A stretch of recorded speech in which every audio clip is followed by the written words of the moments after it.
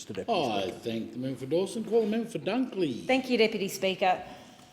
Housing affordability is a crisis in this country. It's not just that young people can't afford to buy houses.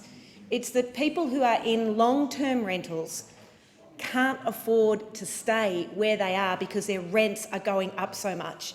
And what is a serious crisis in my electorate of Dunkley is people who are in rental accommodation where the house is being sold or something is happening that means they can't continue to live there and they can't find anywhere else to live. The cost of rent has skyrocketed in the last 12 months and millions of Australians are paying more just to keep a roof over their head. We saw on Channel 7 on Saturday night that rent has increased by thousands of dollars a year for so many people. In Frankston, the cost of rent has increased, the median cost, by $1,650 in the last 12 months. The Grattan Institute, ACOS and the University of New South Wales have released research which shows that there's been a 2-decade shortfall in low-cost housing investment by governments. And this has been exacerbated by the increase in property prices recently, some 22% over the past year. Research shows that by August of this year, rents were growing by 8%, which is the fastest since 2008 and is almost 4 times the pace of wage growth.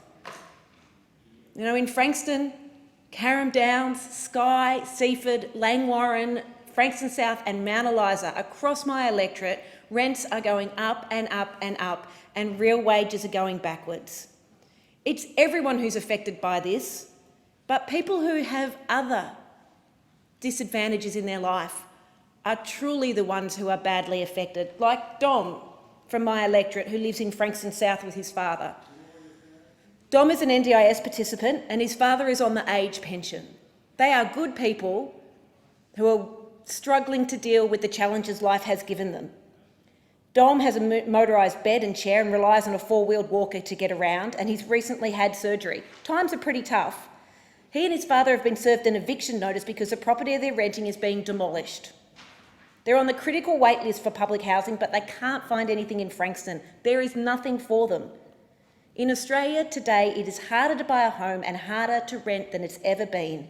And people like Dom and Dom's father are experiencing or at risk of homelessness. An aged pensioner and an NDIS participant in a wheelchair are at risk of homelessness. It's not good enough and we cannot continue to accept it in this country.